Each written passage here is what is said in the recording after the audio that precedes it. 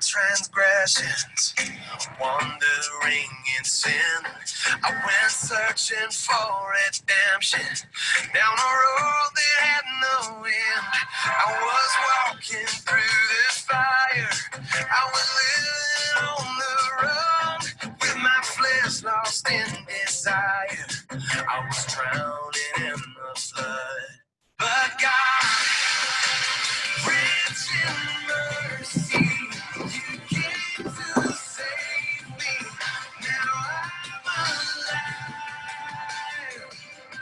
But God, strong and mighty, you reached down for me so I could rise.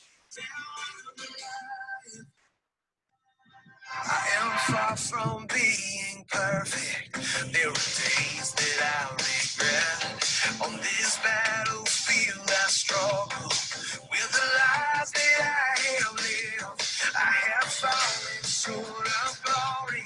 I can't make it on my own. If you can't record my past, I'd be sinking like a stone. But God, rich in mercy, you came to save me. Now I'm alive. But God, strong and mighty, you reached down for me so I could rise.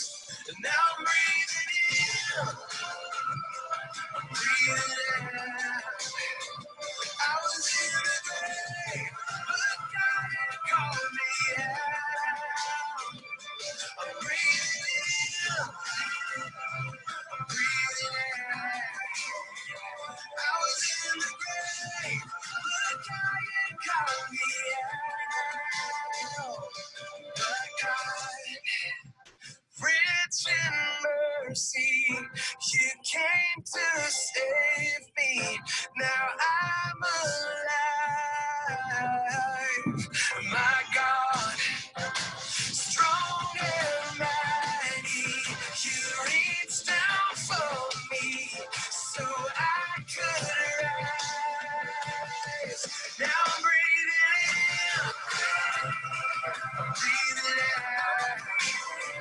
I was in the grave, but God had called me out. Now I'm breathing in, I'm breathing out. I was in the grave, but God had called me out. Now I'm alive.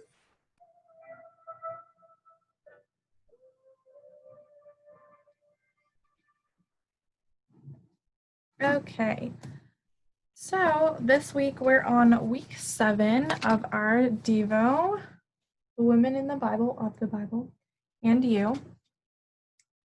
This week isn't on a specific woman that has a name, but it's on a specific woman in the Bible.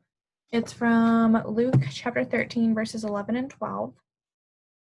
And just then there appeared a woman with a spirit that had crippled her for 18 years. She was bent over and was quite unable to stand up straight. When Jesus saw her, he called her over and said, "Woman, you are set free from your ailment." It's called Bent but Not Broken. Can you imagine the experience of this woman, bent over, unable to stand up for 18 years? If she's a wife and mother, she can't kiss her spouse or look her children in the eyes. Instead, she looks at the ground all day. She no longer experiences the simple joy of waking up in the morning and having a good yawn and a stretch. In fact, she hasn't been able to do much of anything on her own. Someone has to help her get in and out of bed, bathe her, and get her dressed. Her condition makes it easy for people to overlook her, forget her, and exclude her from normal social interactions. But look at what happens. She shows up in the synagogue one day after having been ill for years, and Jesus sees her and heals her.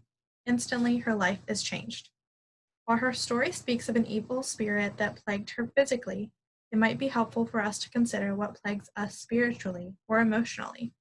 What are the things that weigh us down psychologically and keep us from enjoying the beautiful, abundant life we so desire?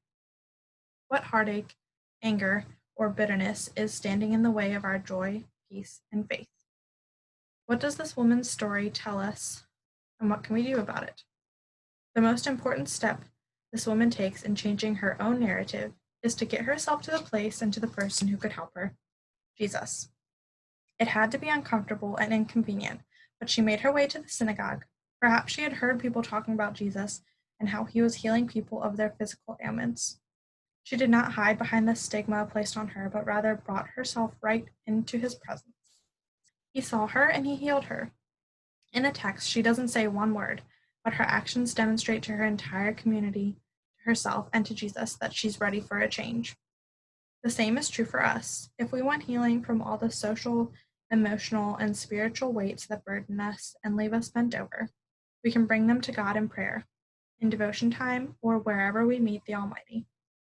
Doing so is an invitation to God to come meet us at the point of our need, showing up before God, not being ashamed of where we are, but just bringing the raw honesty of our predicament, opens us up to divine power and love.